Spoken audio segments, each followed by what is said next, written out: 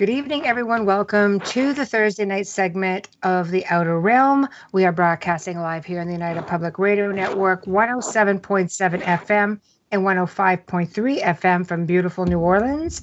This evening's segment is partially sponsored by the good folks over at Folgers Coffee. So thank you, Folgers. Tonight we will welcome Carl Cookson and Hamilton White from the hit TV series The Lost Relics of the Knights Templar back to the show. They will be discussing their experiences. They're going to be showing us relics. They're going to be telling us what's coming up next. It's going to be a lot of fun because I have a lot of stuff in the works right now. So please remember, if you want to participate in tonight's show, you're going to have to head over to the UFO Paranormal Radio YouTube page. Subscribe if you haven't. And that's where you're going to be able to interact with Amelia and I this evening, and of course, our guests. But the show will be simultaneously going on several different of the network's pages. So it's definitely going to be a great segment, and I hope you will all tune in. So while Amelia gets all the links posted, I am going to get... Well, we have on live is their photo right now. What? Yeah. So, We're not actually live yet? Are you kidding? Well, we're live. We're live. It's just Joe doesn't have us on there. He just has a Facebook thing on there. But it's actually live. Okay, I do see. Okay, we're not actually live, though. No, you're right. So, okay, that's okay, because good thing I'm just going to record this. And what the hell? Y'all are most certainly live, girls. Yeah, I don't know what y'all talking about, but we're I'm not watching y'all. We're not looking at ourselves, is all I'm saying. Oh, I don't know. I'll check on YouTube, but you're definitely live. Hold on. I don't know. I can't take it. We know we're live. We just ain't seeing ourselves. So, just saying. Okay, so I'm going to go in and I'm going to bring the gents in. Okay, here we go. So, Carl, and we're going to bring him on, Carl and Hamilton. Okay. Hold on. Yeah, I don't understand. I don't have us on this screen. I don't know either. I'm just going to go in and find him the hard way. My God. Sorry, guys. We're doing this the old-fashioned way. We've been spoiled here a little bit. On StreamYard, yes. We have. Okay. Now I have like 6 different things going at once. No, we're not.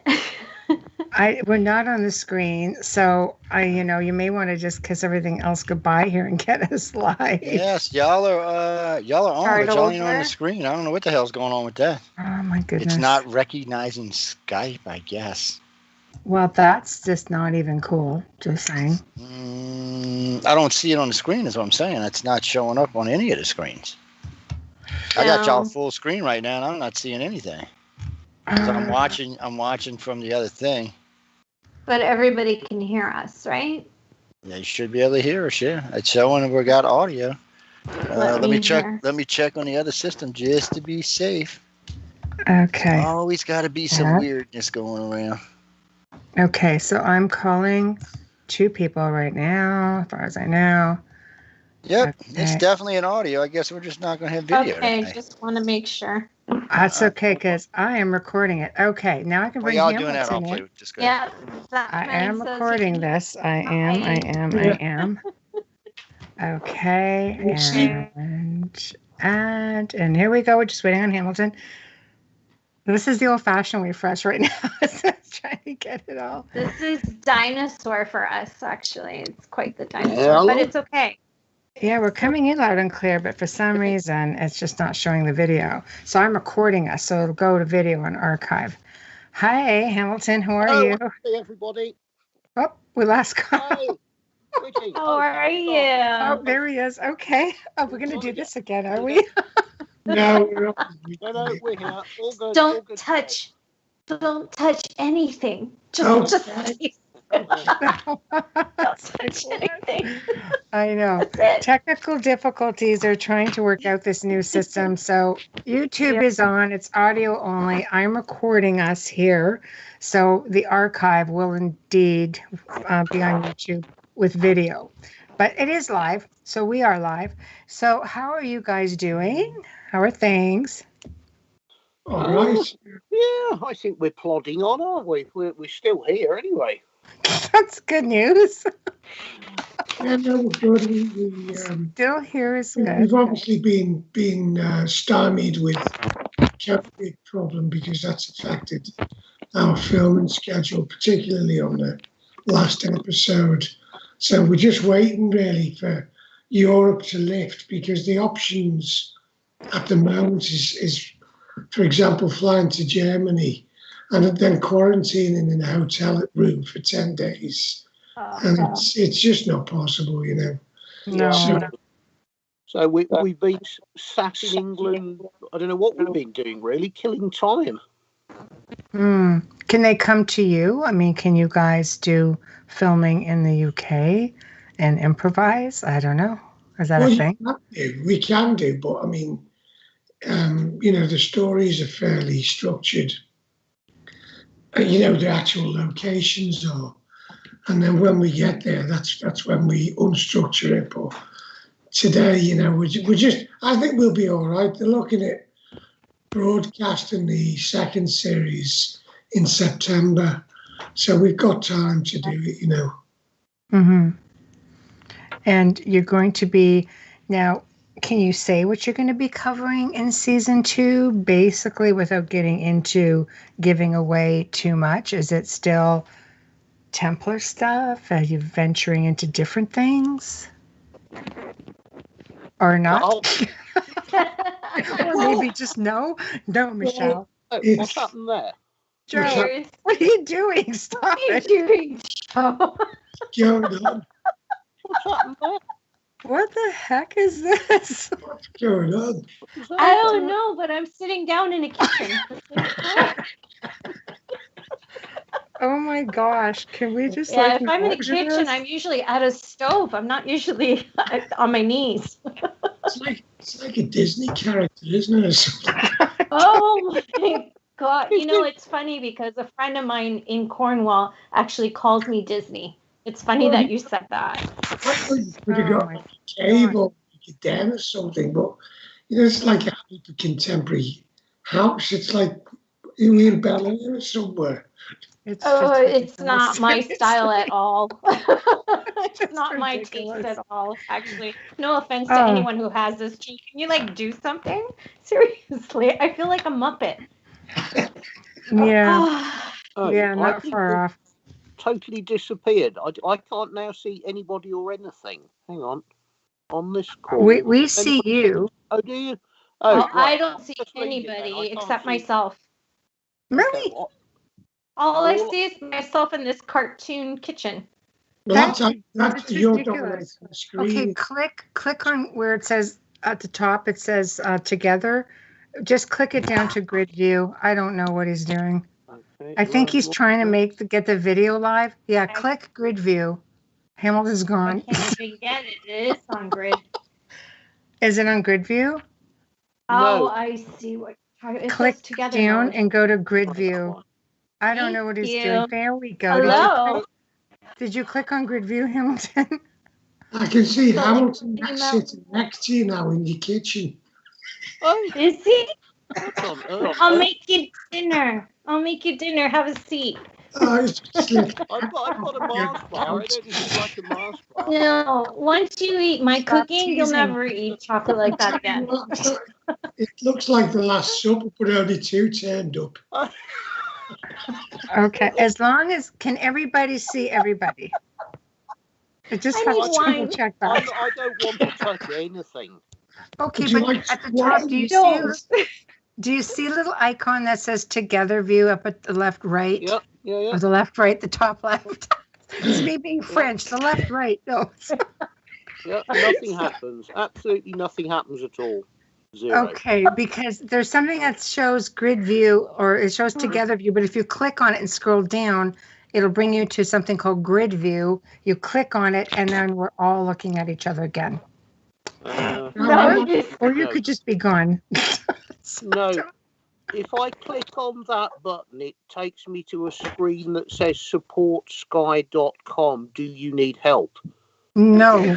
No. If I click on the thing that says grid view, nothing happens at all. Oh, there you are. Yeah, we see you, but are you seeing us? On the table. Okay, as long as you can see us, yeah. I think I just can leave it as still it see is. the table with an ugly kitchen. But, you might want to change that. Because if you look at the top, there's the icons. You'll see you see yourself in a square on the right. Yeah. And if you scroll to the left, there's this little square or whatever, little icons, and it should say Together View. Yeah. Okay, so click on that little square instead of Together Mode, and click on, just scroll down to one that says Grid View, and it'll take you out of that. Click on that little arrow right beside the person. There's a little add person there too. Oh, yeah, we're back. I'm back. Do you want me to why don't you guys hang up and let me call you right back? How about that? I can see everyone. Okay, so Hamilton, do you want me to, you hang up and I'll call you right back and bring you in? Do you want to try that? Because I just can't make it do anything at all. Okay. You hang up and I'll call you right back. Bring me back in. Okay. Okay, well, I promise. Okay, so we're going to try this again. Good grief. He's there. Nope. Okay, so I'm going to come in. All right, you don't need to call Hamilton, free ad. Okay, we're going to try this again. Everybody's probably going, what the hell? It's not always like this, only with these guys. I'm past the point of needing wine. I'm at the point where I need cognac. Okay. There we go. See, I've got some if you need some, Amelia. The chaos only happens with you guys. I'm just saying. 3 fingers right now. 3 fingers, Carl. Seriously. Normally we run like a well-oiled machine. I don't know what you guys are just doing. Maybe it's something to do with the modern technology you're experimenting with. I don't know. But... I know. Thanks for that, Joe. Modern. Okay.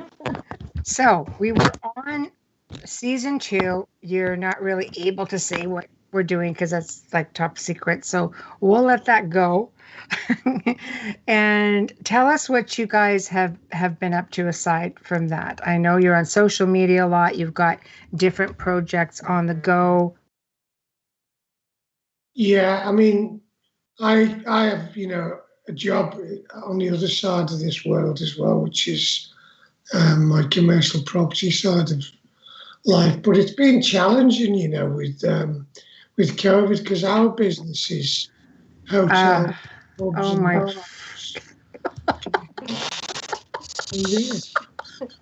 She disappeared. It's okay. I don't even know. The whole thing just shut off. Everybody was gone. Where's Hamilton? No, I'm here. No, I'm still here. Okay. He's here. 1 second. I'm here. You might need to go to grid view now. So Carl was telling us about his job on the other side of the world. Okay. While you ghosted us. I'm just saying it's been tough, because I have commercial property interests, and it's pubs, hotels, and restaurants, and they're the very big sector that's been decimated with all the restrictions. So I've been impoverished the last year with no money coming in. Why am I laughing? Maybe you can sell one of those 50 Ferraris that you've got going there. Well, Pay the rent. I was going to say, people don't believe that. He's doing all right. He's not starving. You're going to have everybody all worried about you now. They'll start a GoFundMe page for Carl. GoFundMe, Carl starving. Just want some, just send me dinner over or something, No, it has been tough, but actually we're coming out of it now. It looks like it's starting to open up, and it's not just the business side of things. It's everyone's been down with it. The whole thing's been a bit of a very dark cloud over the place. Mm-hmm. So it's been tough, and I think people have learned to cook again because of this. Because all the restaurants are closed. people have either threw the dinners out the window. There's probably been a lot of divorces and relationships, and there's been a lot of It's the worst. The pubs are closed. My house, everybody's gaining weight because I do cook.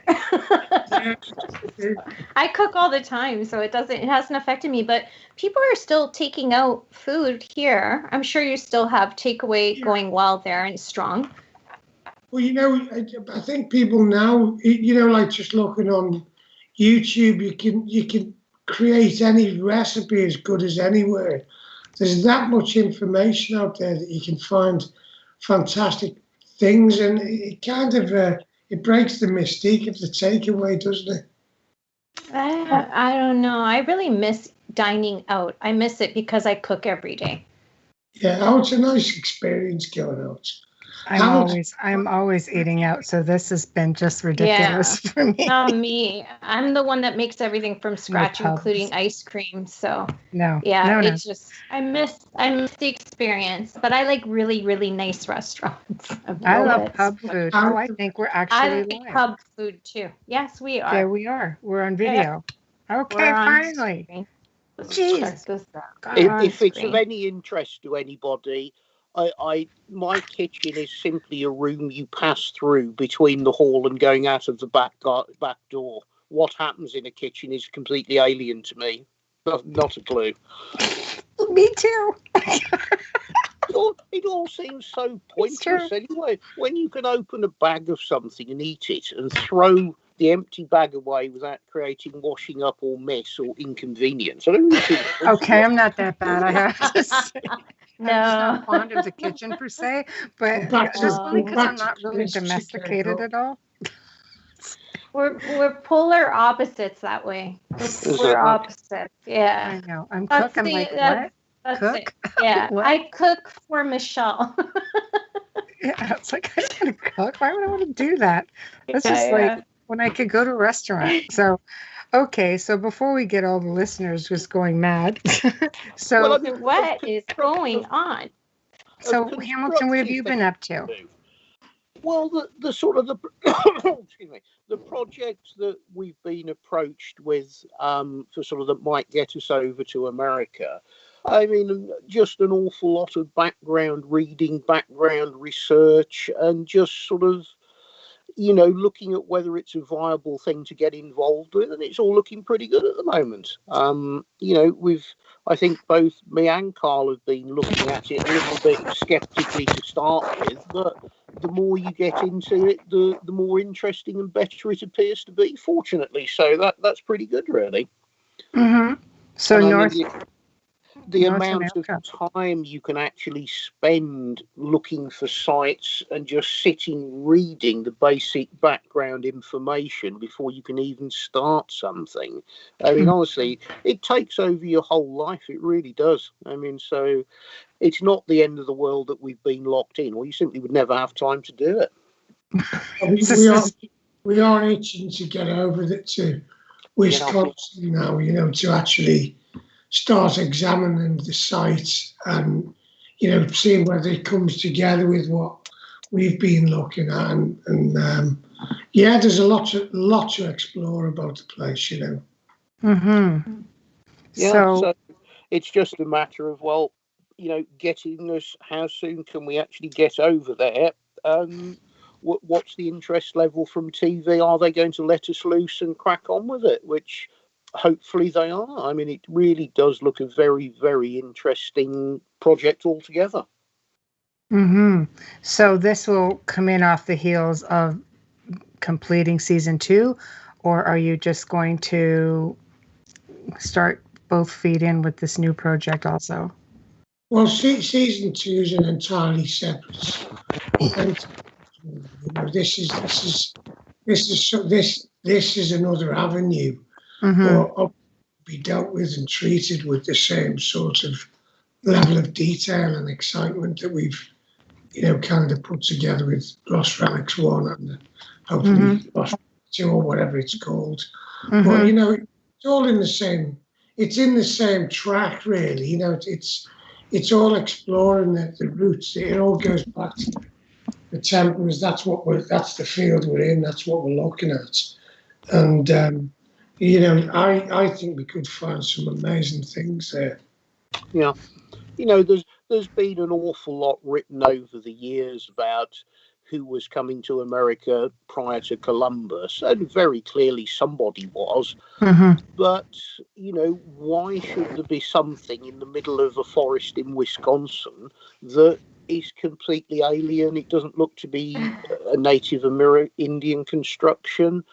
I don't know. We can't put our hands up and say exactly what it is at the moment, but it's certainly a very, very intriguing thing, and it does correlate with a lot of things that we've been doing. So, it's the good thing about it is it's been handled very well. Wayne, the guy who is on the tribal council, he's looked after this so well over the last 30 or so years. Wow. That you've got a blank canvas to work with. You haven't already got preconceived ideas and everybody... It's not corrupt, is it? Yeah, no, not at all. It can be gone about quite forensically without any sort of preconceived ideas from anybody else, which is exactly what you want. And it's really good. It really is. I'm impressed with that. So basically you're dealing with, an out-of-place artifact, so to speak, that there's no rhyme or reason for it to just be there. No, totally illogical. I mean, it makes no sense at all. But when you start looking and investigating and you find out a little bit of some of the Native American Indian legends that's all passed through oral tradition and, other little carved stones and things that are around, it certainly is something that needs looking at it really going through properly. Because if there ever was a bit of evidence that might just justify some of these rumours, this is very good. It really is quite compelling. Mm-hmm. I think we'll be able to tell very quickly what it isn't, rather than what it is. So, the process of elimination is going to be very evidential and quite rapid, I would imagine, that side of it. But again, we need to be there to do that. Your photographs and film are brilliant, but when you're actually or you're holding an object, you read so much more information out of it, and that's what we need to do. Mm-hmm. Definitely. And I think the angle, as Carl is saying, to go with this is rather than just make the decision, we've decided it's Templar, completely forget about that to start with. Look at every other permutation that it could be. And sort of start striking a few things out, which I think will be quite easy to do. And that then is narrowing it down that, yes, it seems unlikely that there's a medieval European work in the middle of Wisconsin, but if you rule out all the other possibilities, well, what does it actually leave you? We don't know at the moment. But certainly the carvings on the structure are fascinating, and supposedly there's some other carvings elsewhere on the site that we haven't seen pictures of yet. We've got to get ourselves into, where is it we're flying to? Is it Milwaukee we're flying to? Is it? So we're told to Wisconsin. Yeah. Is that right? Yeah, that's extraordinary. But I mean, there's so much speculation about the Templars coming to North America, coming in from the East Coast, coming in as far as the Hudson Bay, even and downward. Let's face it, all the way to South America, apparently. And so, I think they made their way here. You almost expect that it would have been a thing after, they were all rounded up in 1307. But you don't expect it beforehand. So the dates, I think, will be really interesting to see. It might not be beforehand. It might be. It might predate the time when they were arrested. Or post date. Sorry. We need to see that. But it's the idea of them going to America or the Americas is not surprising at all, really, to us. I mean, it would have been, they as merchants, which they were, on a very sophisticated level. Always looking for new horizons for trade, as well as crusades. They had to fund crusades. Yes. They were, really heavily invested in the whole commercial enterprise of, barter and swapping, buying and selling and offering services. And, they could have easily found out through Viking law that there was lands, west of the Scottish or British Isles. As we were talking about the other day, if you sail a ship to the Americas or a boat, you're always only 200 miles from land. So it's not that an unformidable task to actually do it. If the Vikings possibly did it.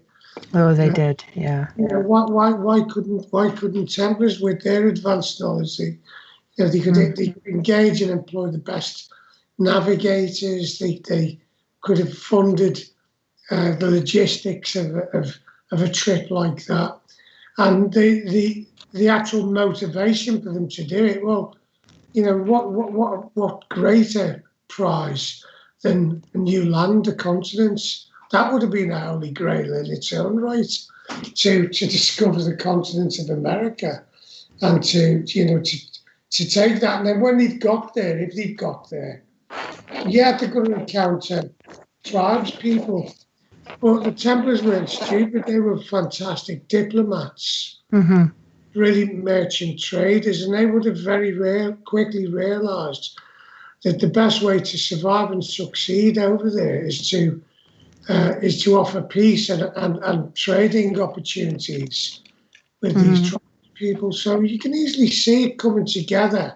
Because we were talking with Wayne, and he said, the tribespeople, then they could have easily summoned 20, 30, 40, 50,000 warriors if they needed to expel an invader.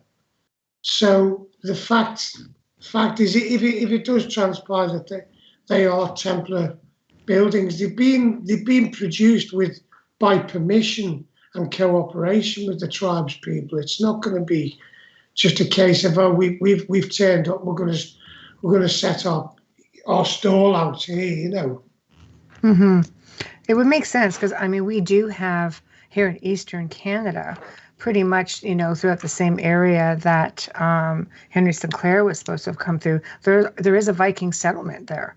Yeah. And we know they made it through. There's so many different ways to get here. And once you make it here across the ocean, you just hit the St. Lawrence River and you go down and you come right into the mainland very easily and along the coast.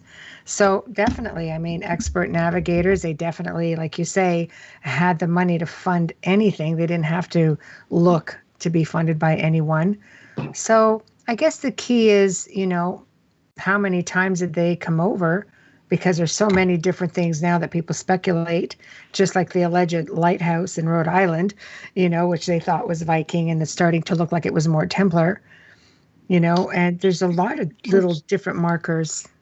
If you think about Normandy in France, that was a Viking stronghold. They raided that, eventually took root in Normandy, and became Normans, and became French as we would look at them, but they were Vikings. So that knowledge that they had, the navigational knowledge of the places they'd been, that would have transferred into that part of the world, and the nobility would have been part of that, because they would have eventually become regional nobility, and that you can easily see, with the Templars being of French noble origin, how that information could have, infused within the order, and they wanted to take advantage of that.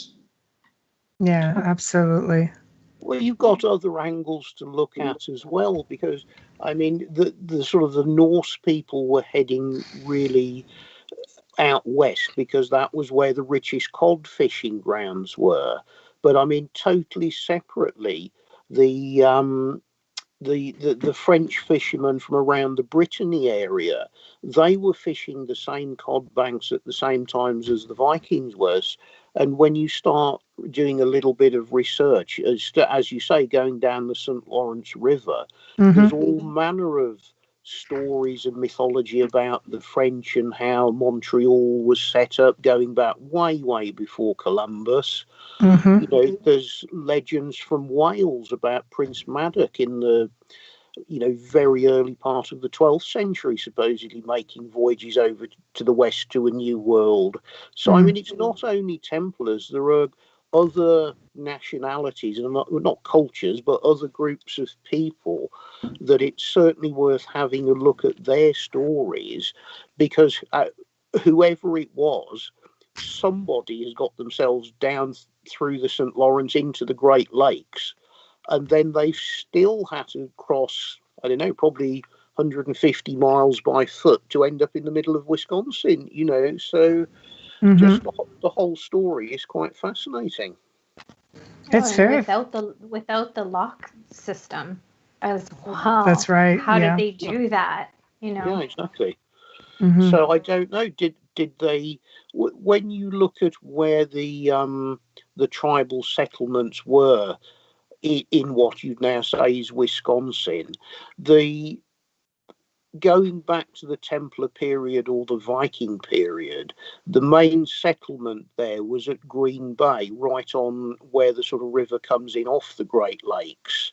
And really, that was the settlement. So if you made land and rolled into a settlement, well, it's still, you know, you're looking at totally uncharted areas going any further to the west. And where were they going? Were they trying to go even further west? Or I don't know. The whole thing is just a complete scratch the head and try and work it out. There isn't an answer at the moment. Yeah. It's not like they could portage a ship across Wisconsin. Not unless you were Ragnar. Apparently he could. Or Metatron. But, you know, when the Templars went to Tomar, they took smaller boats up the Tagus to go inland with shallow drafted boats. So, you know, they were well used to working out what kind of craft was required to go through different waterways. And you know, maybe they traded canoes or anything. You know, it's all possible. It's the only way you could carry something across, when you think about it, is with a canoe. I mean, yeah, it's what the pioneers did. A bit bigger. Because no, it's definitely fascinating. There's markers and such everywhere. You just sort of see little bits and pieces that turn up here and there, you know, just in, I think I researched some of that years ago, just, you know, for another show, basically. And it was fascinating to me, the things that it's just academics, you know, academia just looks at it and doesn't think twice about it. Like I said, the lighthouse in Rhode Island. No, that's the Vikings. No. No. It's just no. Sorry, wrong. But then you start looking at everything. I mean, and anybody who actually does proper research, I think would have, I mean, now they're starting to look at it a little bit differently, but it's almost as though it takes a group of people, you know, like such as yourself and Dr. Kathleen Ann Ball and Sean Williamson and the whole North American, you know, Team Templar North America. I mean, they're delving into this, bringing everything to light with everybody on board. And hopefully you're going to get, you know, people looking at it and saying, you know what, yes, you're correct. It's almost like we've talked about this in the last show. If you're not part of the club, it just doesn't matter. Right? Yeah. Who cares if you have the find of the century like a Tomar Hoard? Doesn't matter. no one's looking. No one's paying attention. Yeah. We look at what we've done with the Tomar Hoard. We haven't got that and then tried to tell the world or everybody else what each item does and what they were used for. We've passed it over to other people to conject and to put their spin on what these items might have been used for. And I think that's the best way to treat this story in a way, is that if we get to the stage where we're doing the series on it, people are going to be bringing information to us about it, and it's going to build up the knowledge base that's really going to give strength to it. It'll kind of write its own direction, I would imagine. I think you guys are doing it the right way, for sure. Well, the thing is also it was Sean who made the introduction, but from sort of having him on board as somebody who works stone full time, me and Carl can look at a cross somewhere. Yes, it's a Templar type cross, but the difference being Sean can come along with the stonemason's eye. Well, how is the stone weathered? Is that natural weathering? Is it caused by ice? How is it carved? Is it chiseled? Is it ground? Is it picked like the method the Viking carved with? It's a slightly different angle that he can put onto it, because he understands the mechanics of, well, this structure and the carvings on it. He could make it. So he can look at it from the stonemason's eye and the sort of the aging of the stones and understanding the climate conditions and how granite would degrade, and look at, well, is that 300 years worth of decay? Is it 1,000 years worth of decay? Again, we don't know till we can get him there. So basically, it's just a matter of, working with different minds of shall we say, in their own top of their, respective fields, and seeing what they can bring to the table to validate, what you guys need validated. Yeah, I mean, it's funny when you think how we first did about this. Well, we met Wayne in Scotland when we was filming. Sean, sorry.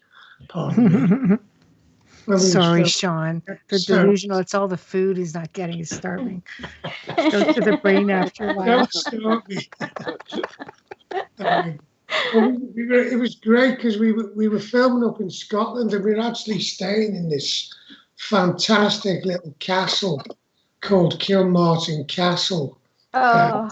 It was brilliant. We had the whole castle to ourselves. They rent this castle out, the couple that own it, and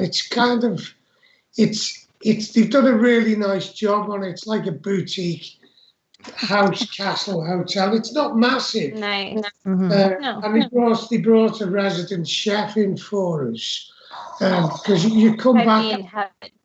Well, it was brilliant though, because you're coming back after like a 12-hour film, and then you get home and you're like, what's cooking? And then nice meal to stick to your bones. And then fortunately, I brought up a case of red wine. Very nice. Hamilton brought some whiskey with him. And we spent, quite a few nights with Sean talking about what he's done and what we were doing. And that's how this whole thing started off, with the Wisconsin thing. But it was a great environment to sort of incubate this project, Mm-hmm. It was very just relaxed. You were sitting chatting just out of interest. It wasn't like a sales pitch to try and land a deal or land a show. It was just bouncing ideas around that we're all doing. I don't know, it was just nice to sit by the fire, have a whiskey, and I don't know, can't remember anything else really. Well, I heard from a little bird that's why Carl has to put a gym into his new home. Everyone needs a COVID gym now, because you've all had loads of wine. I mean, I must have put about 1.5 stone on this year, because the gym. That's over 20 pounds. You don't look it. Well, I feel it, but it's anyway. I'm back running to try and burn it off, but it's a lot harder to get rid of the weight when you've been a lazy wallop lying around drinking wine and having big dinners, you know. Not Puts a you out of bad your life. misery. Just puts you out of your misery. Not You a don't have to bad think life. about it. So, The only thing that I found wrong with the place is that it's quite isolated and it's a major trip to get to a shop. So at breakfast, there wasn't any bread. And the lady who was the chef, it was like, I don't know, she made the bread herself. And it was like, oh, it was ever such a funny taste. Didn't like it. Oh, that would have been my weekness, is the bread. Yeah. Awful. it wasn't in a package. No, It wasn't processed. Hamilton, Again? you like your bread processed. Yes, I want bread. I was- In the polythene. He wants them bag. chemicals. He needs all the E's in it. And the food. He needs a no expiration date on it. I mean, I don't think I'd ever had bread that like a person had made fresh, like just before they serve it. I didn't know what it was. I just found it the most peculiar taste and spat it Oh out. my God. I thought there was something wrong with it. You are adorable. Just like, Just give him Wonder Bread. He's easy to please. That's easy to please. You could shop at a corner store and feed Hamilton. Easily. Yeah, no problem. Yeah. Did you see him waving his chocolate bar around? It's chocolate bar. You need to deep fry that.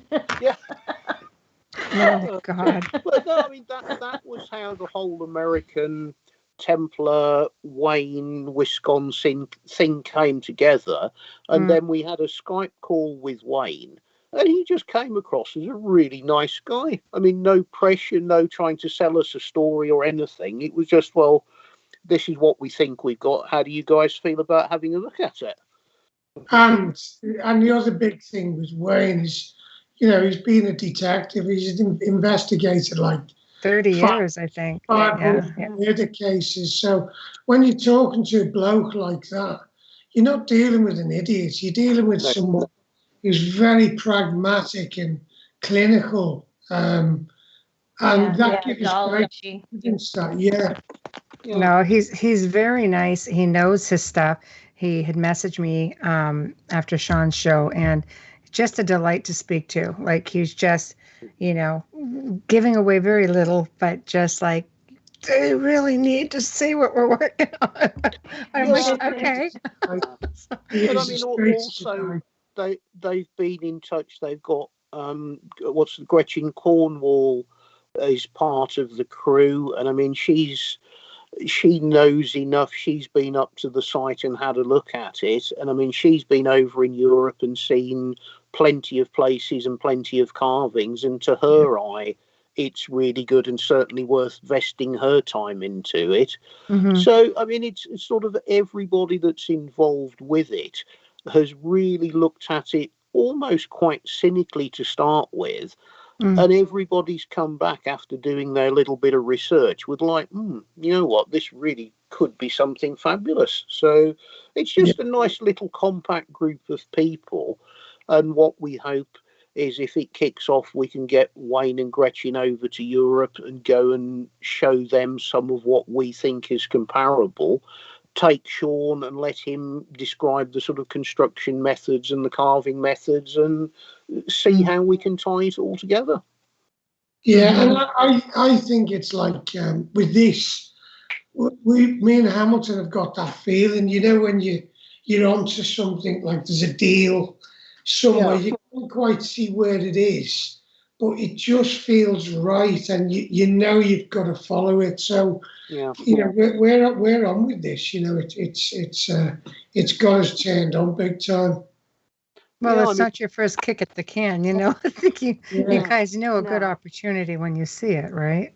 Yeah, I mean, we've been working with Dominic, our director, who we explained it to and thought it was a cracking story, and we've been putting some not designing shows, but trying to put a schedule together of 10 or 12 shows where how you would divide the search up into kind of bite-sized chunks that it's still interesting enough. It'll take you to plenty of venues, it'll bring in some objects of the period, either out of the Tomar Hoard or sort of other things from the Viking period. So it would follow along the same lines of the Lost Relic-y thing, where you're actually bringing some real quality things on screen as well. It's down to the network to kind of give us the thumbs up now. Well, and of course, actually being able to get ourselves over to US, which we still can't. Yeah, well, yeah, I mean, you can still, their borders are pretty much open. We've got a couple of airports in the country that are open. Worst case, come here to Niagara and we'll throw you on a boat and just put you across the river. Okay. Seriously, not even freaking kidding. It's a 10-minute ride. Go right across. If you go to Vancouver, Washington, you could drive just right across. There's nobody's watching the border. You could walk across the bridge and nobody would stop them. You could walk across the bridge here. It's that ridiculous. You'd be in New York. It's like, wow, here we are. And it's in free, just taking no time at all to get there. So it's literally Michelle's backyard. Like, she's not far from there at all. So No. I enjoy the falls every day. Beautiful. Yeah. Look, so I mean that's probably the main thing that's been keeping us occupied for probably the last, I don't know, 6 or 8 weeks, because it sounds quite simple, but what you actually have to do behind the scenes to get it to the point where it turns into a viable prospect that somebody's going to fund is an enormous amount of work, and I don't think people realise quite what you have to put together. I've been through many productions, and yes, but from the start to finish, the concept, the idea coming to fruition with full funding and a full team and the full schedule, people have no idea. It is a monumental feat to have it done. And then, especially from overseas. It's not just the network, it's not just the producers itself that come together with casting and a network. Now you have to make sure it can be syndicated. Because if it can't be syndicated, everybody, even the syndication companies, like in your case, Discovery picked you up, then they had to agree for season 2. It's like, yes, we'll syndicate it. So now all of a sudden it's a thing. It's just very convoluted. Everybody has to agree, which is usually UK, United States, and Canada. Yeah. Those are your 3 main players. Yeah. And I don't think it's as easy now. Going back, I think there were TV executives who could just say yes or no and commission a series. But I think these days it goes to somebody's committee, then up the food chain to the accountants, then up to the marketing people. And there isn't a person who can just actually go, that's a great idea, let's do it anymore, unfortunately. No, not anymore. And it's an adventure. In the meantime, you get to just keep researching it. And you get to just keep looking and doing your homework. That's half the fun. Definitely. I mean, it's been an opportunity to start looking at some of the Viking voyages and what they were doing, which, I think we knew a little bit about, but certainly not as much as we do now. And just putting it together, looking at what Viking constructions are left, what they were doing with stonework. It's just a very interesting, kind of intellectually stimulating thing to do. I mean, actually, when we were filming Series 2, we can't really tell you what we were doing with it, but what's interesting is all these different eras and cultures and parts of history, everything feeds and weaves into each other. It's all obviously it is related, but you wouldn't believe how much things cross over and how much cross-pollination of knowledge and history passes through to different areas, different tribes, and different countries. It pops up all the time. You keep getting surprised. You go, well, it's how is that possible? But it does. It's we've seen so many things clicking together, and when you're doing it, you just go, you can't even work out. So it's so simple, but it is. Just things just work and they come together in an amazing way. And we've seen it so many different fields, quite diverse subjects. When it's effortless, you're on the right track, right? Yeah. Yeah, I mean, we can't really talk about what was in the programs, but if you go on the Facebook group, you can see a photograph of just about everywhere we've been from every angle. We have. I love the pictures that you guys post. I love those pictures. Yeah, it was good. I mean, I have to say, I really like going up into the Pyrenees, up into the mountains. I thought that was just fabulous. Crossing over from the French side up into the Pyrenees around just some of the really quiet valleys. That really did it for me. They could have just left me there. I could still be there now quite happily. There's no need for me to come home. I thought it was glorious. There's only homemade bread there, though, Hamilton. You wouldn't survive. That's all they have there.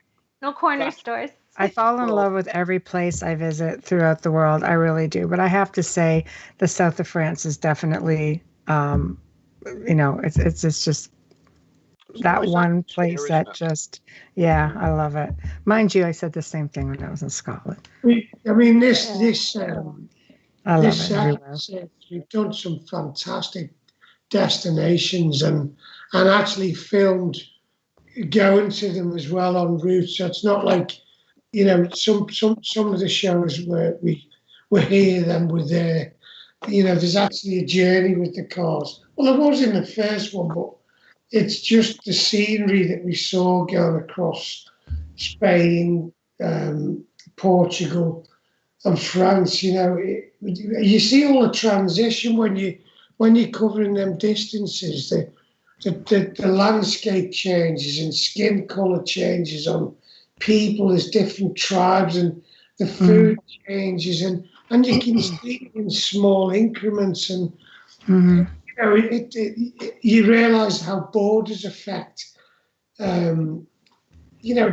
affect diet and you go over a hill. Everything. It's all cultural. Yeah, you go over a hill and you're in Spain, and you go the other way and you're in France, and there's a totally different lifestyle going on. There's different methods of decorum, architecture's different, food's different, attitudes are different. It's amazing, isn't it? Yeah, it is. Colors. Yeah, exactly. I complained about the food in a whole variety of countries. it particularly offended Italians, I found, when you go back. Amelia would be so now. offended. Careful now. She would be so offended. Nah, I'd make you a burger if that's what made you happy. Slap it on the frying pan. I make good burgers. Okay, but I can do that. I don't just cook Italian. I can make you a burger if you want, or a roast, whatever. Yeah, burger would be good. I'm probably the only Italian that rarely eats pasta, so. Okay. Yeah, I'm there with you. I'm not a pasta fan. The other thing that I think probably works, because the locations are spectacular, the way that even the simplest drones now can get the most fabulous quality filming, although we'd kind of got the most basic equipment, some of the shots just look like proper big budget Hollywood films from a helicopter, because you've got the drone chasing the car through the hills, or you're spoiling the mystique now. It's fabulous. It's fabulous. It's really good. We were supposed to have like a €6 million copter following us with big cameras. You just told everyone it's a Walmart drone. I mean, you're ruining the job. Yeah, you don't need to do that anymore. It's so nice and simple. Easy on the budget. Yeah, no, it is. I mean, it does add a lot more dynamic to the actual, shots come together. Even with putting GoPros on cars inside and outside, and we have to sometimes we have to go down the road about 3 times or 4 times sometimes to film it from a different angle. I think you get fed up with that, don't you, Hamilton? Oh, it drives me bonkers. Repetition. Yeah. Can you say that again? Walk by, put your hand up, do the hero shot. Oh my God. Can you say that back in a up different just a way? little bit. Hamilton does a lovely hair shot. God, that's tedious. That's tedious for sure. Well, the thing is, they're not going to use it anyway. I mean, it's just completely pointless, so, yeah, whatever, guys. Walk in the door. Throw the door open. Come in like you mean business. Look serious. That's why it's better when you have reenactments. You have other actors doing it for you. Exactly. Yeah, I want a double. Take I her. want a double. I don't care if she looks nothing like me. Just take her. Exactly. I was thinking the whiskey, but that's okay. I'm hoping an action man version out of me and Hamilton, Yeah. Robert's character or something like, where you can buy his clothes with put his hat on, and you can buy my little brown leather jacket and that, Just film from behind. Get a replica of your Ferrari going. Little hats on, get ready to go. So Cute. I think visually, it's probably stronger than the first series. I think the locations and the actual crafting of the shooting, it really does look like a fantastic, massive budget thing. And like Carl said, we got to some cracking locations. And because of the whole virus thing, a lot of them, we were the only people there. So you sort nice. of, you're walking through Venice and you're the only people there. It's just remarkable. Yeah, and that's precedent, because if you go to Venice, normally you've got millions of people there. You'll never film St. Mark's Square when it's empty. It doesn't happen. The only downside is we did we were doing a shot and thinking, it's going great, this. And the next thing, some single person would walk in with a mask, Big you don't want masks, so Reshoot. we did it again. But it was unique to be in Venice and for it to be so quiet, And clean. Probably the only time it's been clean. Yeah, the water. Yeah. But it was a shame that it was closing down, kind of. We kept surfing in front of the lockdown.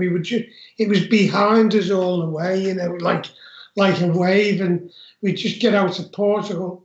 That was getting locked down. We got out to Spain, and then and it was like the big dark demon on our back, and we just managed to just keep, I don't know, like keep ahead of it. Yeah, and it was quite stressful, really, because, it was in several countries. It's like you're trying to do 3 days' worth of filming and you've got 24 hours to get yourself back to the port and get out. It was so intense. We were late starting the filming for various reasons. If we'd have had an extra couple of months like we should have done, we'd have been finished quite easily, no stress. It would all be done, but just circumstances the way it were. We had to cut France short by about 5 days. Yeah. We missed going down to Sainte Marie de la Mer, which is a shame because that's a lovely place. It was all out of our control. There was just nothing we could do. It was sort of fighting all the way to get whatever we could, really. Yeah. And the airports, it wasn't pleasant, it wasn't trouble because, when we were flying, it was just so difficult. And then you go into the towns and, I was saying it was great because it was quiet. A lot of the restaurants and bars were closed. So, when you're talking about after work, just choosing a nice place to eat. Yeah, actually, the place we stayed in Venice was fantastic. It was a privately owned hotel and a brilliant bar and restaurant for the residents. So we didn't, but it's not like going on holiday, is it, Hamilton? Absolutely not. No, people think it is, but you don't get, wherever you are, you don't even get a couple of hours to go and walk around on your own because it's interesting. You're sort of frog marched off to the next place. Well, there's a budget, right? And they're accounting for every hour that you're there, so... No kidding. I go on vacation and I have like my friend assistant, like, okay, you have 1 hour here, then we're off. The plane leaves at this time. I'm like, I was kidding when I needed a tour and travel guide, but no. I didn't. Yeah, that's it. I didn't. In 1 week, I saw like everything and barely. I remember when we was in Jerusalem and on the last series, and that is a place you just want to say, you know what, I'm taking some time out here. But what a place! I mean, you are in a tube when you're doing this, and you've got a work schedule, and you're driving past, and go, oh, I want to go up to that village, or I want to go down to Galilee, the Sea of Galilee, or I mean, it's probably one of the most incredible places, Israel, in the world, to explore. Even the names of some of the places, like Tiberias, you just think of the Romans, and it's a living reality when you get there. You hear of these names as a child when you're doing your education at school, at home, and you get to places like Israel and Acre, or Acre as we used to call it. And it's all there in 3D, but we can't just go where we want to go. But we had a great time though. It was a brilliant place. But it didn't seem like there were that many people there when you were both there filming Jerusalem. I mean, you guys really had a lot of space. Like, when you were up on top of the Temple Mount, like there really wasn't that many people. I was surprised.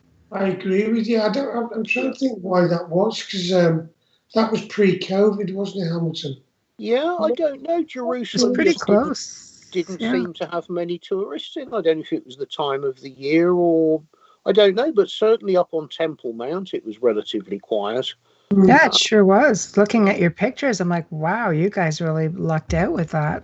Because usually it's like jam-packed. You're like sardines. Definitely a place to go back to, and actually go back as a proper tourist and go and see the sights, because it's great, really good. I'm trying to think where else was good. Where else are the other places? My brain's gone empty. It's late at night. It was good. So you decided you got your ebook out also, and that is pretty amazing. Well, how has that been received? To be quite honest, I've no idea, because the stuff gets the stuff gets listed on Amazon and the other selling platforms, and you have no way of checking how many have been downloaded, what the interest is, nothing. All you get apparently in 3 months' time is there's your statement, and this is what Jeff Bezos is taking, and there's nothing left for you, pretty much. Oh, you're not wrong. I think that's how it works. He's the richest man right now. Yeah, he's got a fantastic system. It really is. Absolutely. It was just one of those things that needed doing. It certainly isn't the definitive book on the subject. That might take 100 years for somebody to write, but it's the outline of the story fleshed out a little bit more than was in series 1, with a whole bunch of pictures and a bit of an explanation of what it's all about. And it's just to get the story out there a little bit, really. It would be nice to do it as a physical paper book, but the problem with it is the distribution. If you have it printed in Europe, the sending it to the States or around the world, the practicalities of trying to do it, it's an impossible task, really. So it's had to be an ebook for the time being, and look at it again in the future, maybe. Yeah, unless you get it in the bookstores where they can order it themselves and ship it around. It does get quite costly, as I've come to find out. I mean, for the actual physical book, I mean, I had some test prints of it done just to see what it would look like as a paper book. And sadly, the airmail cost to send it to America is more than the book costs. There's just no way around it. You still could. No, absolutely. Even from US to Canada, if I can't get a book on Amazon and it's American, it costs me more than double to get it. Yeah. And you often want to read a book before your guest is on, right? So it gets insane at times. It becomes insane. Having it as a Kindle is a wonderful option. It's easy, and once you've actually got it listed, it just sits there for eternity. It's forever. The job is finished. You know, I don't know. We'll have a look in 3 months or 6 months' time and see how popular it is. Honestly, couldn't even guess. I have no idea at all. You just can't check. No, it's Joe. You have to wait for the statements. You might be able to print it, put it in print, and sell it on the network eventually when the show's international. Well, that would have to be the way you would need to do it, I think, as part of the show and bring it in under the show format. Because then if you got some support from whatever the network is or the production company, you've got far more chance of actually getting a distributor, because that's the difficult part. It's not the writing it or physically producing it. It's getting someone who can flash it around the world for you is the problem. So, yeah, it's expensive, the good old postage. Yeah. I mean, I'm glad it's done. It's not ideal, but it looks okay. It's the first attempt I've done at getting something like that. Oh, looks great. Looks great. So you guys have some relics to share with everyone. Who wants to get started? Come on. Show and tell. That's not Folgers. What is that? We got 10 minutes to Folgers. That's lemon. Okay. All right. We'll let that go. He's doing it again. Stop it. Stop it. That's okay. I want royalties. Yeah, I mean, there's loads of things. You know, we've got quite a lot of choice really when we're looking at what to bring on, and I picked 3 items that they're not like what we call a rock star items. You know, 'cause the rock star items are chalices and swords and helmets, and everyone wants them. But actually, it's some of the other ones that tell another story and a different side to the temples and what they were at. So the first one I want to show you is the amethyst. This is very difficult for me to see what you can see here, but it's a hexagon-shaped amethyst vessel. Wow. With lancets on each side, they look like a saint or an apostle in each section. And underneath on this, there's a bezel here. And on each facet, on one you've got a Templar cross. And then the next one you've got the Chi-Rho. And it repeats itself. And then underneath, there's like the flower of life symbol. Wow. You're looking at, first of all, yet again, an exquisitely carved item, which, you know, the people think, the Templars, they were brutes, they were, you know, just warriors, and they went into battle, and that's what they did. They had, you know, a creative, artistic appreciation for the arts and an understanding for fine, you know, art history and materials and again, we don't know what it was used for, but it's amethyst. It's highly decoratively carved, and it's been done by an artisan that really knows what they're doing. It's quite heavy actually. What are we talking about? It's about 2.5 inches height by a diameter of an inch and a half. It's been bored out in the centre, and the inside of it is really highly polished and very precise. It's almost as if it's been on a lathe and they machined it, but it was hand done. It might have been done on a lathe. You know, they did have sort of lathe systems, tools to do, but the outside, I don't know whether if we can get some light on it. Let me just see if would that have been difficult to work with, because I know with the chalice it would have been almost impossible to carve. A lot softer than obsidian. Yes. I don't know if you can see anything. Yeah, we can see that. Yeah, wow. That's gorgeous. Yeah. Wow. That's I very, wonder very if they used it detailed. as a candle holder. Wow, that's beautiful. I'm suspected it may be more for something like oils or something like that. Yeah. But it's curious again, isn't it? It's a hexagon that they've used. Yes. You know, so the hex always comes in. You've got the flower or the symbol of life in the form of a flower. And we really haven't identified who the apostles are on the side, on the six sides. Wow, that is amazing. Yeah, there's a beautiful frieze along the top. And then, as I said, on the chamfered bezel, there's a Templar cross. I don't know whether you can see that. Oh, yeah, absolutely. And you get the chai row.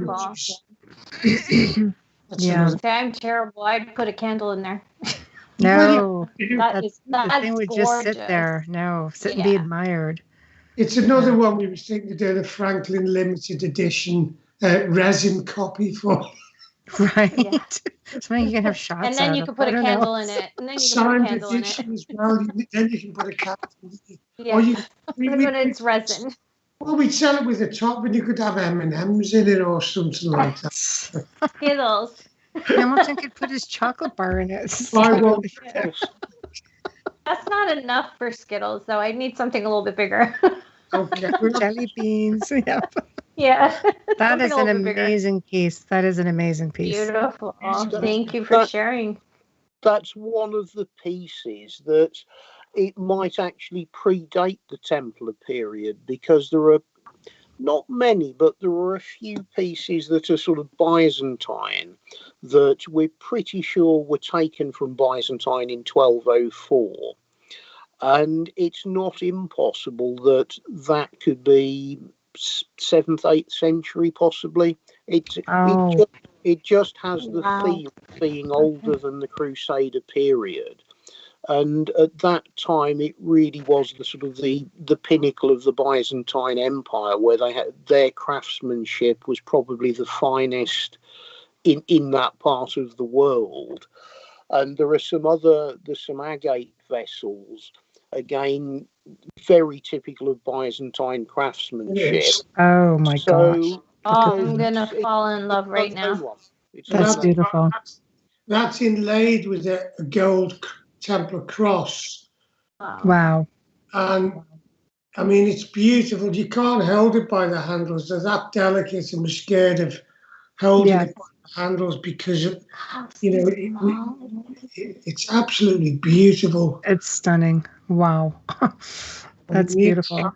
It's again, another fantastic piece. And once again, it shows that the Templars were really appreciated, craftsmanship. Which piece is it, Carl? I can't actually see a thing. This is the one with the two. This is the one with the two ears on it. Okay. This is a little type vessel. Yeah. It's agate, isn't it? Agate. It's black agate, and again, that one is one of the pieces that I suspect is a little bit earlier, and then the actual Templar crosses inlaid in gold were probably put in the 12th century when they took possession of it, or 12th, 13th century. But no, that's a very, very nice quality thing. Really good little piece. That is very, very delicate. There was this one, Hamilton. This is beautiful. This is another one with a chai row gold. Oh my gosh! Center. Look at that. And then on the side, it's difficult to see, but there's I see them interspersed with the chai row and the Templar cross. Wow! Again, that's beautiful. Exquisitely beautiful, highly prized items. We don't know what they were used for, but they weren't used by brutes. These are sophisticated people who had taste and style, and they appreciated all these things, and it's evident here. It's not. It's there to see. It's not all just about swords and swimming. No. Big flagons of ale and wine. Well, if you think about it, Templars came from all walks of life, and they brought their skills with them. Yeah. There was a place for everyone within the order. And you look at just some of the pieces you guys own, and that is essentially a prime example and proof that there were like amazing artisans and all of that, Well, within the order.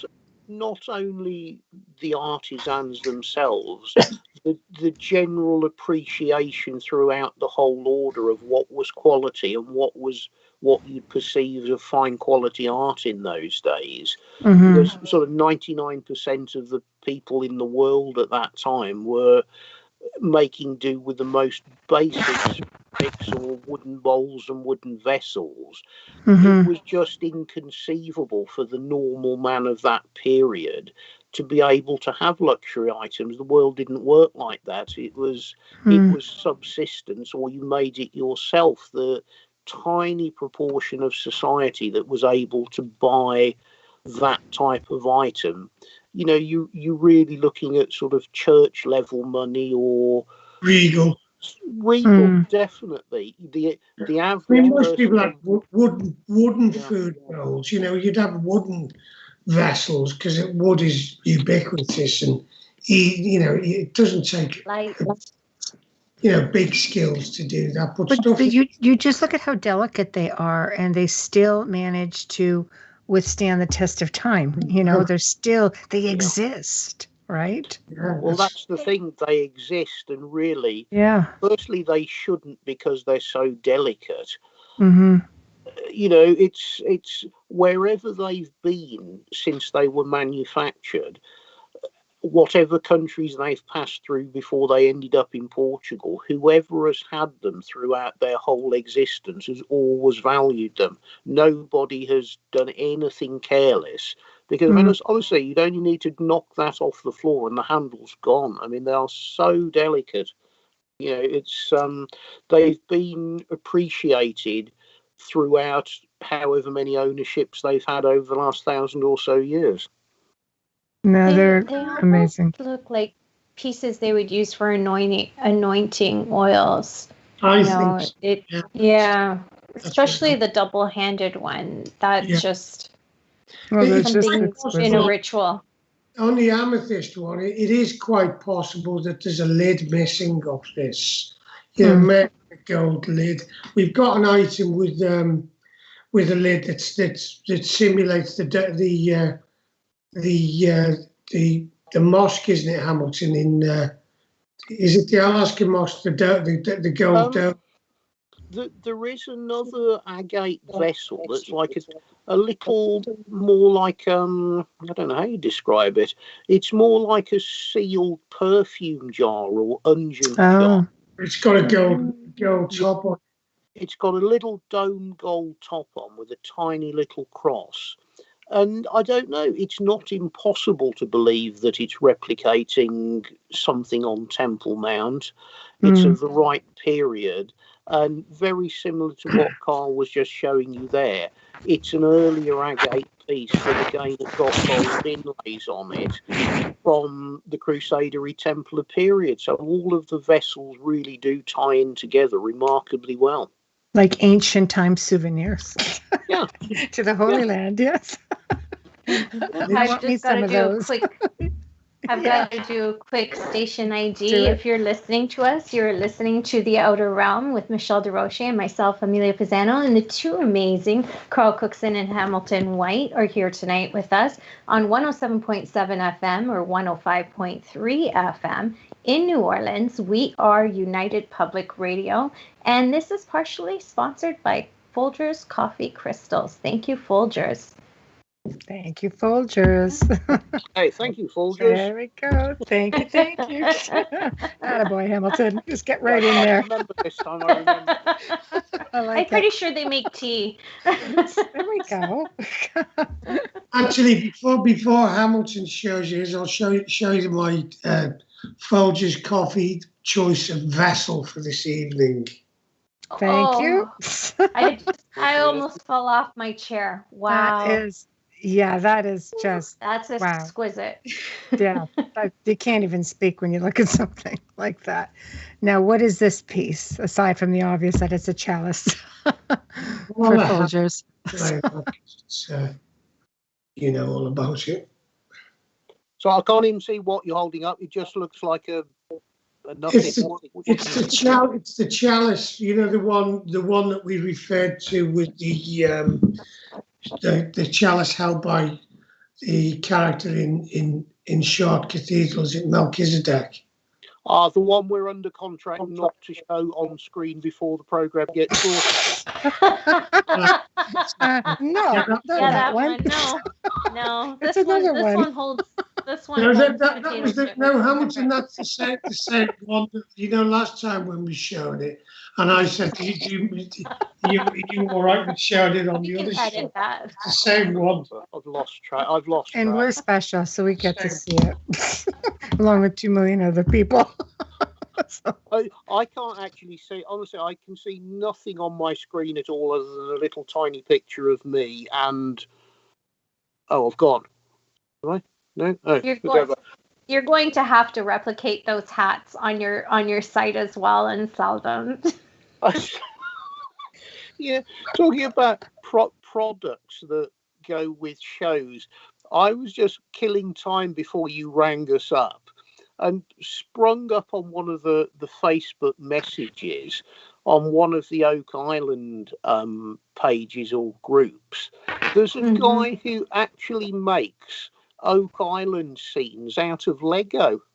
I mean, it's just astonishing. That's gotta have you know what? We're in a pandemic. People are stuck at home. We're getting creative. So, next thing you know, they'll be making chalices with Lego.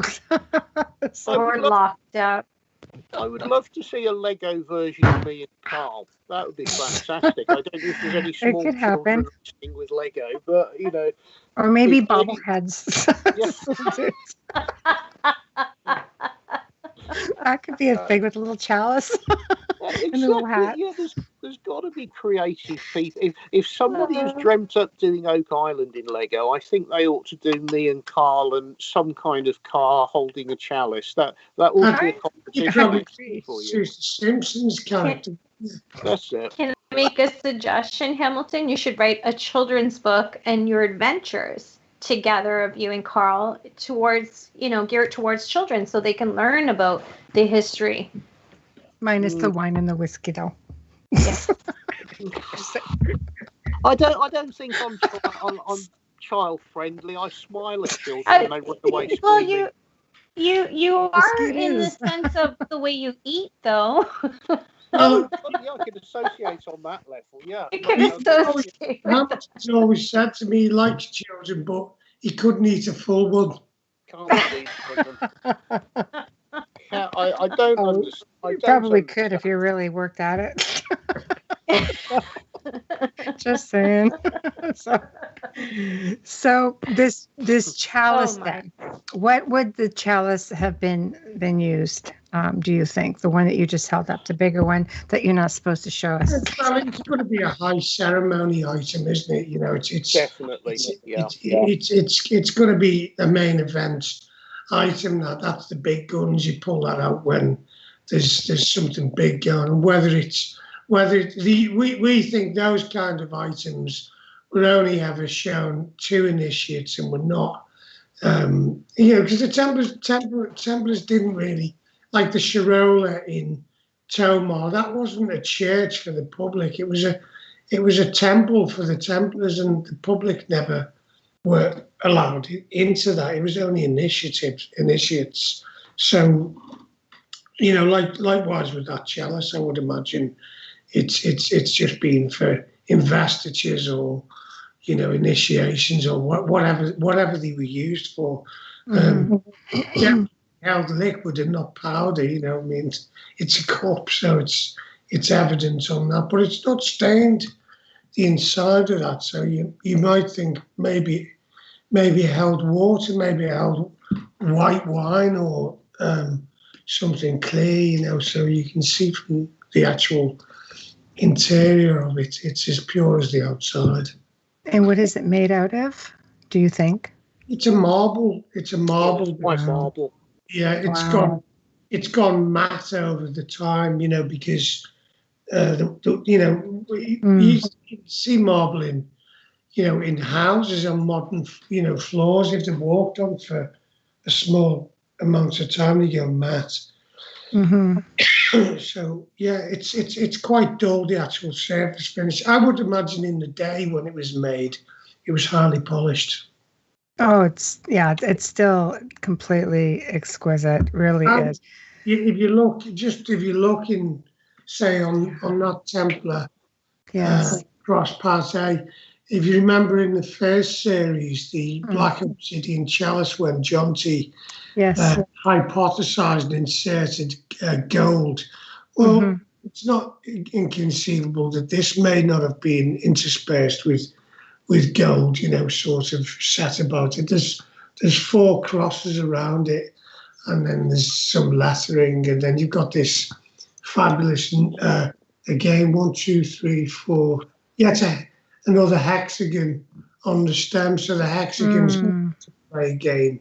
But actually, the hexagon on the stem, you think it's going to be awkward to hold like that, but it makes sense to hold it sort of that way. There's a dignified way of holding these, or a special way of holding, or there's a reason for that stem, because it's not natural. You don't look at it and go, it's not like, let me get me drinking glass out. It's not that kind of thing. It's... Dang it. It's similar to the chalice with communion. Sorry. I know. That's what I was thinking. It's similar to the chalice for communion in the Catholic Church. Yeah. Definitely. I mean, again, could it have had a lid on it? I don't know. But it looks like a drinking vessel, but I agree it could be for communion, definitely. Or other things that they did that the church did, and we don't know. I don't think it was. Would answer this then? Maybe would a Grand Master have had more elaborate cups or utensils, let's say, than everyone else?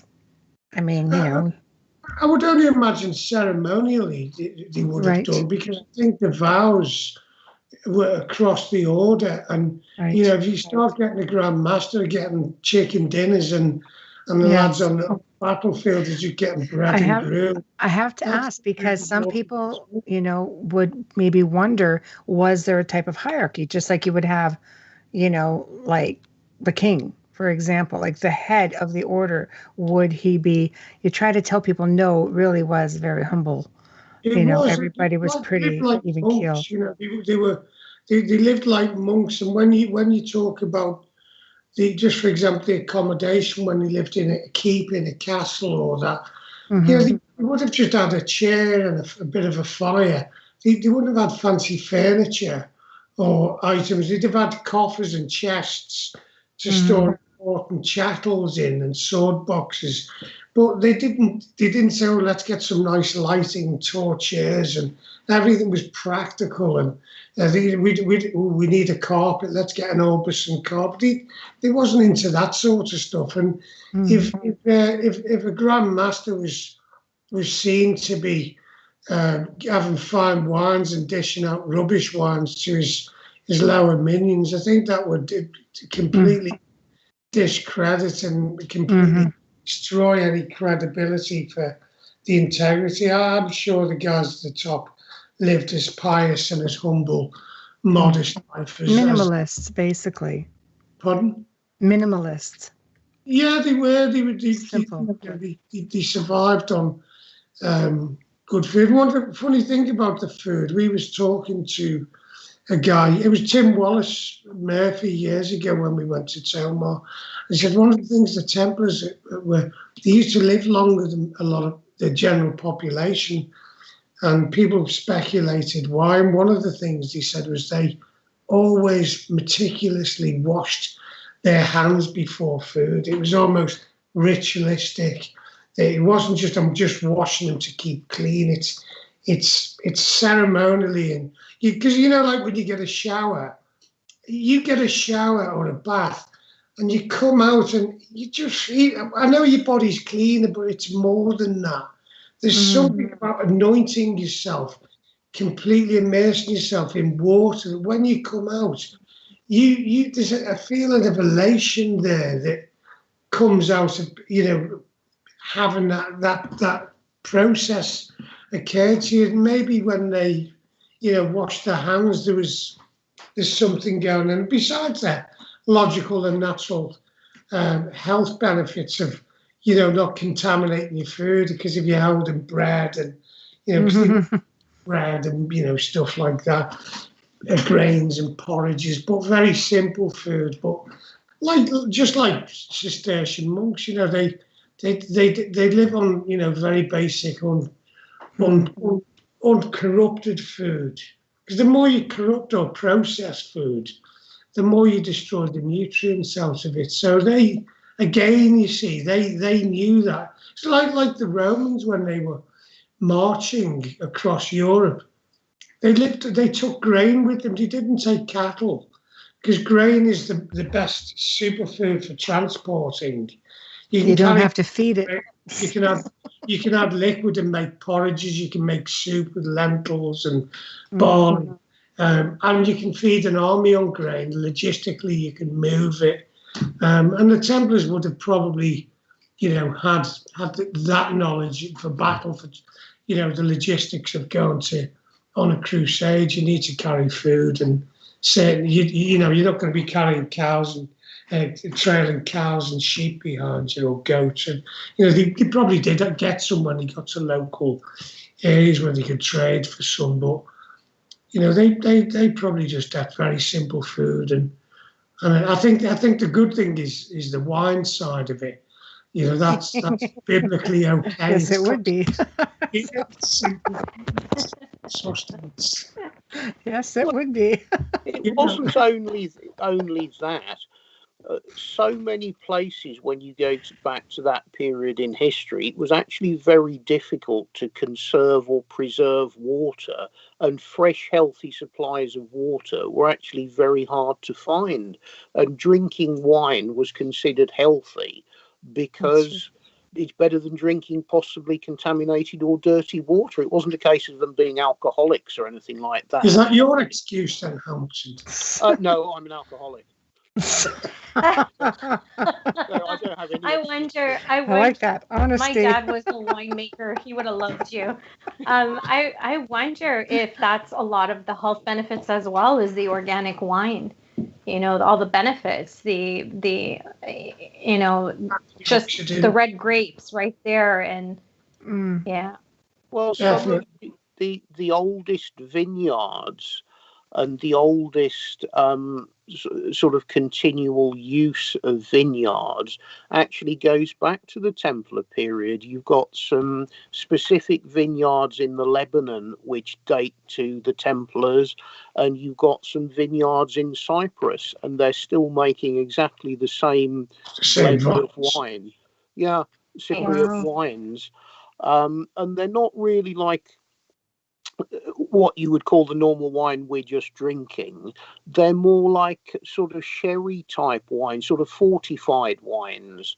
But it's the same recipes, the same soils and types of grapes that we used the thick end of 1,000 years ago. So they understood, and they were cultivated. I think it's the Bekaa Valley, down in the sort of Lebanon area. But I did actually get somebody to find out for me, with my own curiosity, and I did order a crate of I forget what I think it's called Chateau Moussard, but somebody actually drank it, so I haven't got any left.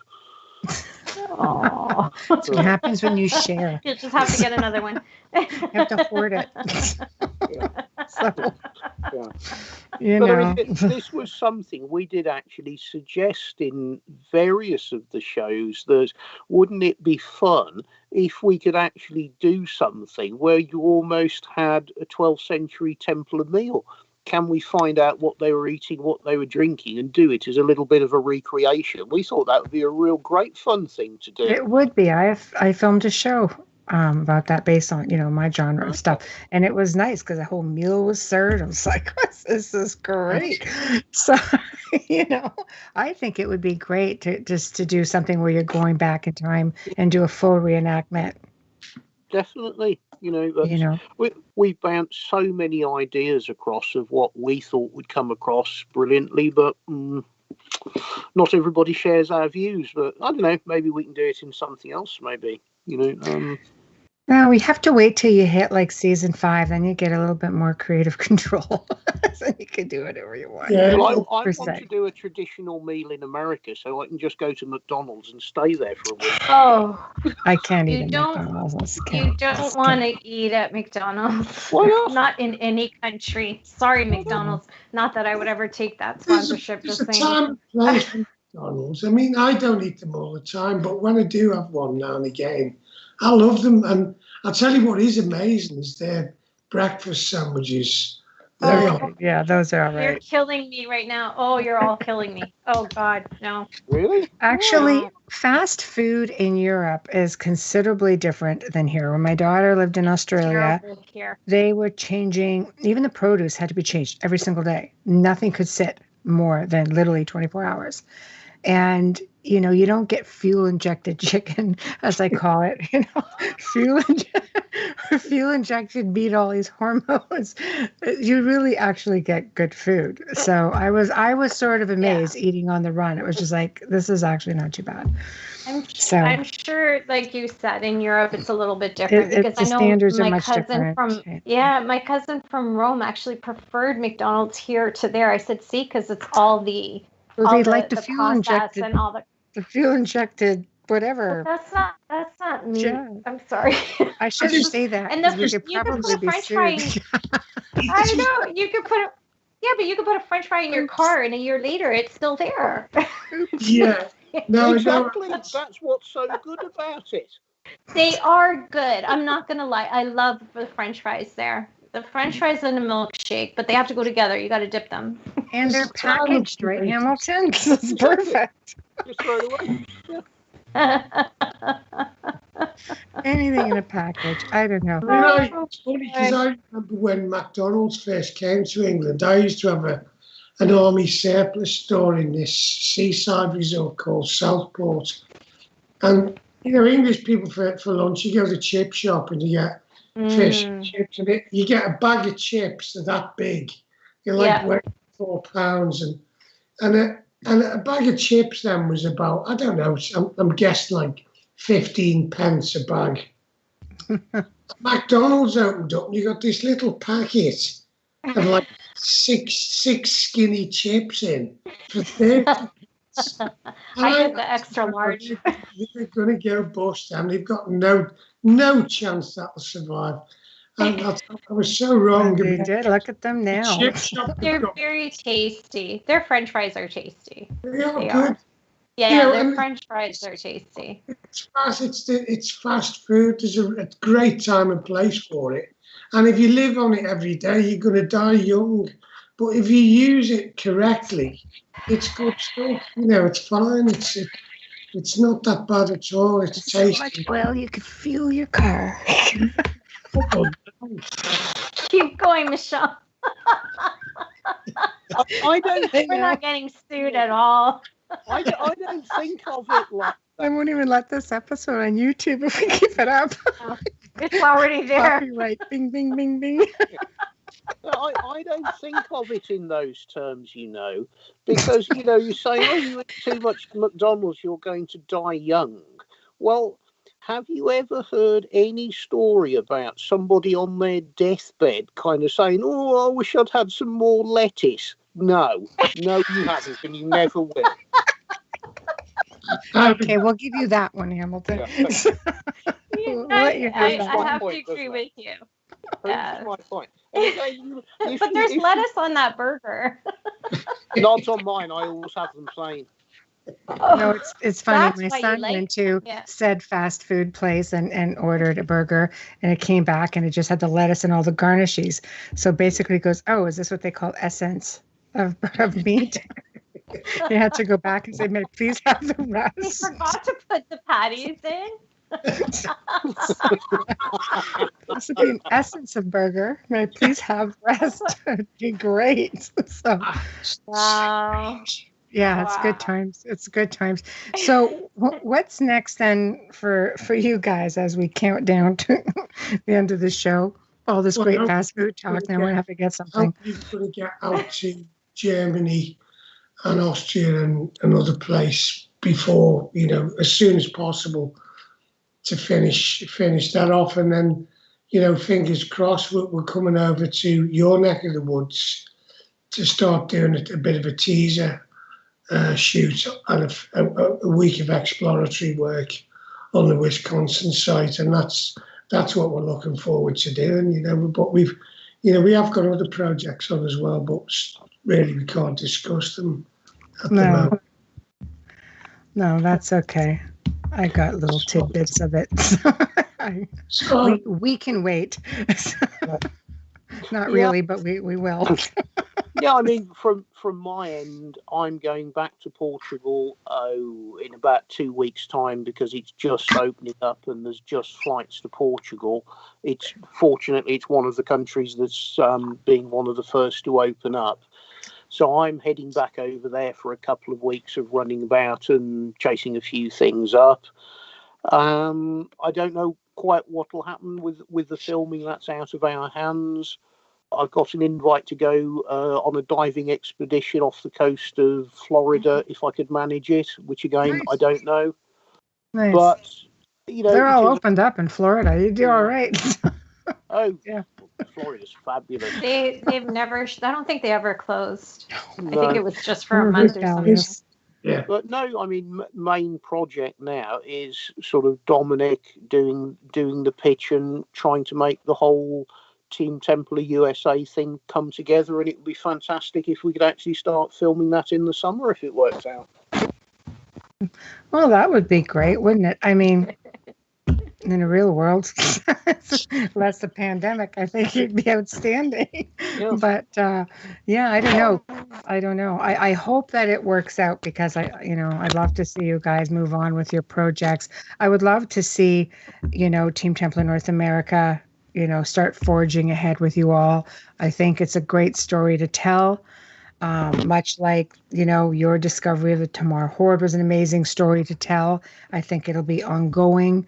I mean, who knows what you'll find, even here in North America. Maybe you'll find another Hoard. Oh. Remember your friends in Canada. Yeah, we might get a chance to meet you guys if things open up by then. Not that far. Yeah, definitely. So, I mean, we're plenty busy. It's just that we're sort of stuck at home, and I think what will happen, it'll all be an absolutely mad rush because suddenly the world will open up. Everybody will want everything doing immediately, and it'll end up getting manic, I suspect is what will happen. I know how to deal with that. Just tell them that you think the Templars crossed Niagara.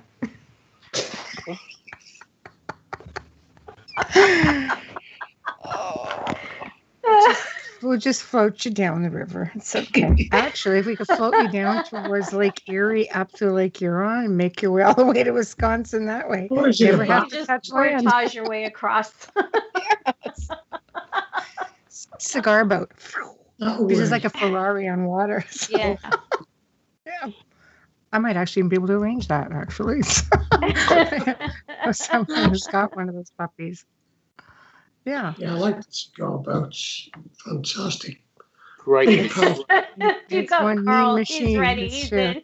They raced it in Florida, actually. I used to see them in Florida. I lived in Florida for a few years in the 80s in Clearwater. What a place that is. I can see why people go there. It's got everything, that place. It's brilliant. It's got many little blue-haired people living there now. Unlike the 80s. What do you call them? Snowbirds. Snowbirds. Snowbirds. Some people will say snowbirds. Other people will say zombie apocalypse. Some people will say there's all kinds of different. I'm just repeating what I heard. They call them the pale ones. Yeah. Yeah, there we go. So send the heat mail to the producer, not me. Just relaying things I've heard. I'm Italian. I can't relate to that. So I don't know. I'm just saying. So it's different times. I love you. There's that. Thrived in the 80s. It was a great time. But well, I'm looking forward, to having you guys back on, because I know you're going to be doing a whole lot of stuff between now and then. And I think you guys are back on. Yep, June 23rd. June, doesn't it? I don't even Wow. 6 weeks, is it? Yep. Pretty much. Yep. Okay. Yep. And there's going to be a whole lot of more fun coming. So all of you guys, all the fans and friends, Lost Relics, there you go. We're having another run at it. So there you go. So you guys can work something good up for us. And we'll dream something up, I'm sure. Yes. I have no doubt. Listen, thanks very much for inviting us on. It's brilliant. And welcome. Out here. So. It's our pleasure. You guys are a hoot. It's just always a lot of Oh my God, you're so sweet. Thank you both. I'll send you a loaf of Wonder Bread. Oh, fantastic. Absolutely brilliant. No, because it'll cost you $50 to send it. Crazy. I sent a package. I almost fell over when I saw the postage. I'm like, what? Well, you have to remember that 60% of the cost of posting anything here goes to the Queen. Just saying. Well, there you go, Your Highness. You made a mint of me. Gotta pay for that funeral. Yeah, that's another show. That's just another show. Oh, yeah, we could go there, couldn't we? We could. Very, very easily. Yeah. I know. We'll leave that right there. But guys, thank you for coming on, and I'm looking forward to your posts. So I do watch them when they come up. I've not been on social media a whole lot lately, just trying to get onto lighter feelings. Just yeah. That's good. So much fun. See you again, guys, and thanks again. Thank you. Thanks for everyone for listening. Very appreciate it. Nice one. Yeah, take care, everyone. All right, guys. Bye. Take care. Bye. Well, we have come to the end of another fantastic segment here on the Outer Realm. Guys are amazing. Big thank you to them. It's always such a pleasure having them on. It's always a lot of fun. Everything is just in fun. Nothing personal. Again, sorry, send the hate mail to the producer. But huge thank you to Folgers Coffee for partially sponsoring tonight's show. Hopefully they'll have a drink in that chalice. Anyway, big thank you to Joe. And please remember to stop by the UFO Paranormal Radio Network and on YouTube, along with UFO Gods and Extraterrestrials, a new channel by the network. Subscribe and you get double the fun. While you're at it, please feel free to go to our group page on the Outer Realm and also on Instagram. If you are interested in being on the show, and I'm really getting a lot of emails right now, so I apologize. It does take me a little bit of time to get to everyone. But just message us at the outerrealmcontact@gmail.com. The outerrealmcontact@gmail.com. If you want to see a guest on, if you're interested in perhaps joining us, let us know. Please know we are booking into the end of the year.